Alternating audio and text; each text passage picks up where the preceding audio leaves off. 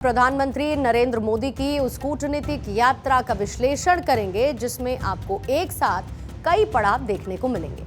प्रधानमंत्री नरेंद्र मोदी का कद दुनिया में जिस तेजी के साथ बढ़ता जा रहा है, उससे भारत को बहुत जल्द तीसरी सबसे बड़ी अर्थव्यवस्था बनने से कोई नहीं रोक सकता है। प्रधानमंत्री मोदी की करिश्माई छवि का आज दुनिया का कोई भी मुल्क हो, यूरोप से लेकर अमेरिका, खाड़ी के देशों में जहां मोदी मोदी की गूंज सुनाई देती है, प्रधानमंत्री मोदी की लोकप्रियता की आज एक और तस्वीर आपको देखनी चाहिए। प्रधानमंत्री को जहां पर त्रिनिदाद और टोबैगो के सर्वोच्च नागरिक सम्मान से नवाजा गया, प्रधानमंत्री मोदी को the order of the Republic of Trinidad and Tobago से सम्मानित होने वाले वो पहले विदेशी नेता बने। त्रिनिदाद और टोबैगो की राष्ट्रपति क्रिस्टीन कांगालू ने यह प्रतिष्ठित सम्मान प्रधानमंत्री नरेंद्र मोदी को प्रदान किया। अब इस सम्मान को पाने के बाद पीएम मोदी ने न सिर्फ त्रिनिदाद टोबैगो का आभार व्यक्त किया, बल्कि ये भी कहा कि यह सम्मान भारत और त्रिनिदाद के गहरे रिश्तों का प्रतीक है। इसके साथ ही पीएम मोदी ने कहा कि दो वाइब्रेंट डिप्लोमेसी के रूप में मिलकर मानवता की भलाई के लिए हम काम करते रहेंगे। हमारा सहयोग पूरे ग्लोबल साउथ के लिए महत्वपूर्ण है। दो वाइब्रेंट डेमोक्रेसीज के रूप में हम मिलकर दोनों देशों के लोगों के साथ साथ पूरी मानवता की भलाई के लिए काम करते रहेंगे।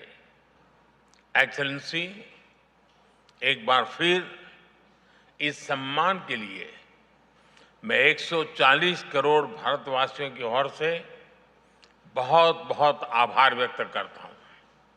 यह सम्मान हमें हर क्षेत्र में नई ऊंचाइयां हासिल करने के लिए प्रेरित करता रहेगा।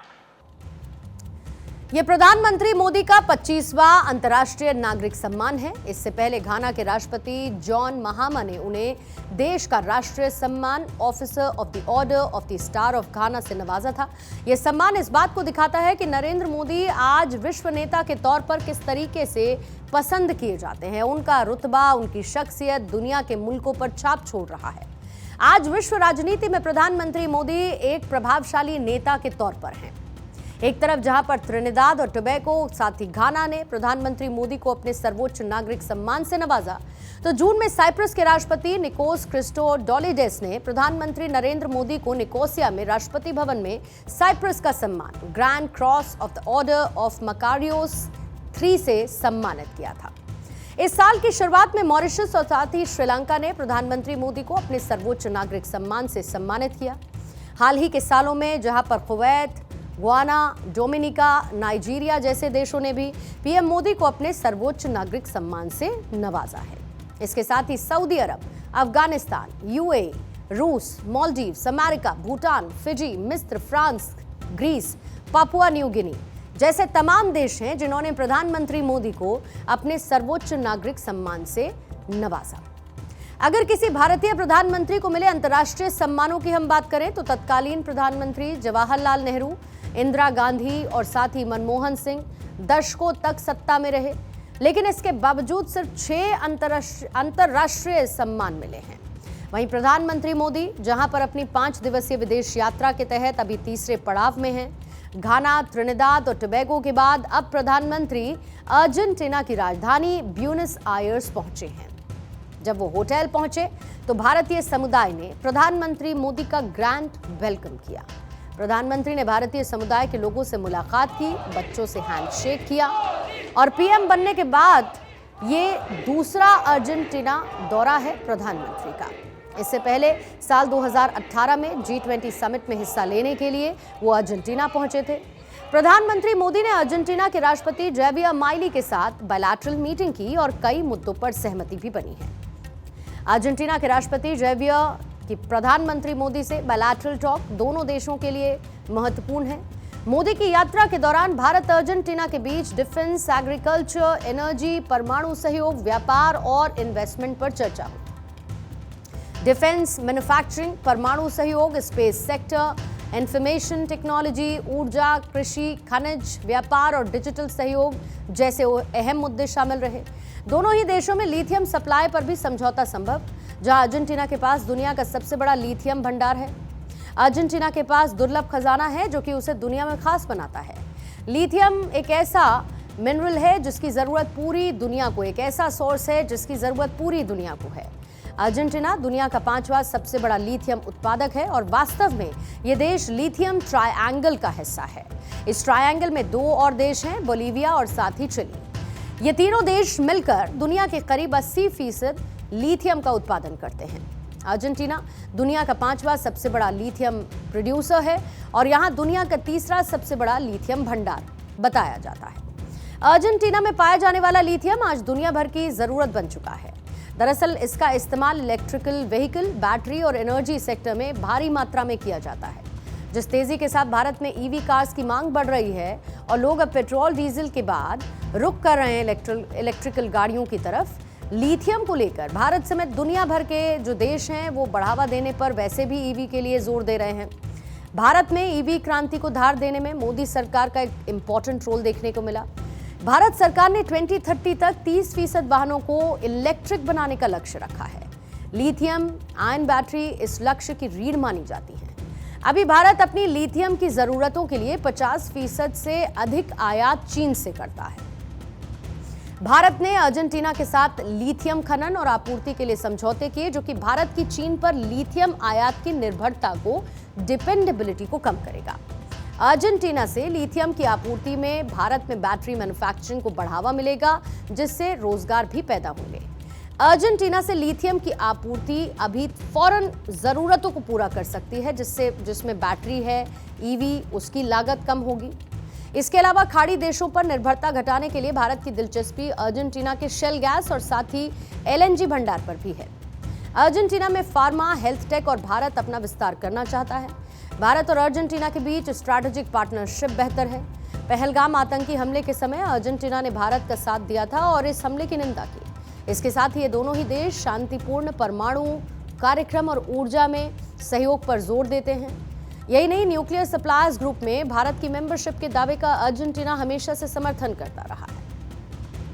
दरअसल अर्जेंटीना एक ऐसा देश है जो फुटबॉल के जुनून, लियोनेल मेसी की जादूगरी और डिएगो मैराडोना की विरासत के लिए, उनकी लेगेसी के लिए जाना जाता है। लेकिन इसके पीछे एक और कहानी है और वो कहानी है करप्शन, राजनीतिक अस्थिरता और आर्थिक संकट की, जिसने इस दक्षिण अमेरिकी देश को, लैटिन अमेरिकी देश को बार बार घुटनों पर ला दिया। एक ऐसा देश जो अपने सपनों और अपनी कमियों के बीच में जूझता दिखा। 70 के दशक में नोबेल पुरस्कार विजेता अर्थशास्त्री साइमन कुजनेट्स ने यह कहा था कि दुनिया में सिर्फ 4 तरीके की इकोनॉमी होती है, एक डेवलप्ड इकोनॉमी, एक अंडर डेवलप्ड इकोनॉमी, जापान और अर्जेंटीना। ये बात वैसे तो साइमन ने मजाक में कही थी, लेकिन अर्जेंटीना के हालात बयां करने के लिए ये एक मशहूर वन लाइनर के तौर पर सुना गया।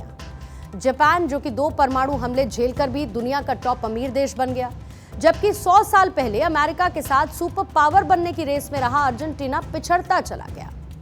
अर्जेंटीना ने 20वीं सदी में एक ऐसा पतन झेला जिसे शब्दों में बयां कर पाना थोड़ा सा मुश्किल है। पिछले 100 साल में यह देश 7 बार दिवालिया हो चुका है। यहां पर 6 बार तख्ता पलट हो चुका है। अर्जेंटीना जो कि नेचुरल रिसोर्सेज से मालामाल होने के साथ दुनिया की सबसे इंपॉर्टेंट स्ट्रैटेजिक जियोपॉलिटिकल लोकेशन पर मौजूद है, इसके बाद भी अनस्टेबल इकोनॉमिक पॉलिसीज ने इसे कई बार मुश्किल में रखा है। साथ ही वहां की राजनीति, अस्थिर राजनीति, करप्शन और साथ ही फुटबॉल का भी इसमें एक बड़ा योगदान है।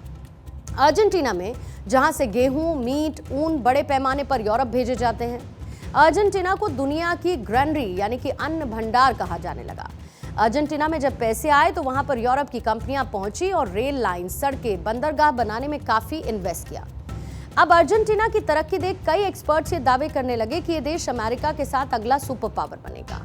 जब पहला वर्ल्ड वॉर हुआ तो उस दौरान जब यूरोपीय देश जंग में उलझे थे, तब वहां पर खेती और कारोबार ठप हो चुका था और यूरोप की इस हालत का अर्जेंटीना ने फायदा उठाया। लेकिन साल 1929 में अमेरिका में द ग्रेट डिप्रेशन आया और इस मंदी ने दुनिया की इकोनॉमी को हिलाकर रख दिया। यूरोप और अमेरिका के पास पैसा कम हुआ तो डिमांड घटी और इसका असर अर्जेंटीना पर पड़ा। वैश्विक व्यापार ठप होने से अर्जेंटीना का जो कृषि निर्यात था वो अचानक से गिरा।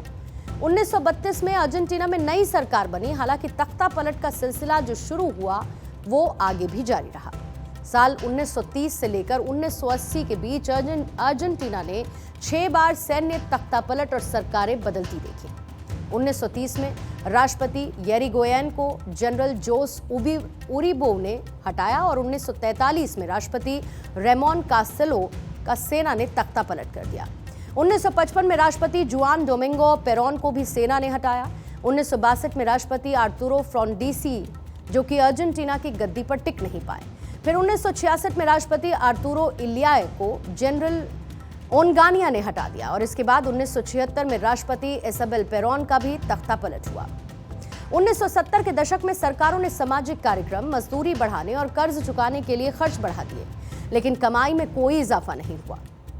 खर्च चलाने के लिए सरकारों ने सेंट्रल बैंक से बेहिसाब नोट छपवाने शुरू कर दिए और लगातार नोट छापने का नतीजा 1989 में हाइपर इन्फ्लेशन के रूप में देखना पड़ा, जब महंगाई 3000% से ज्यादा हो गई।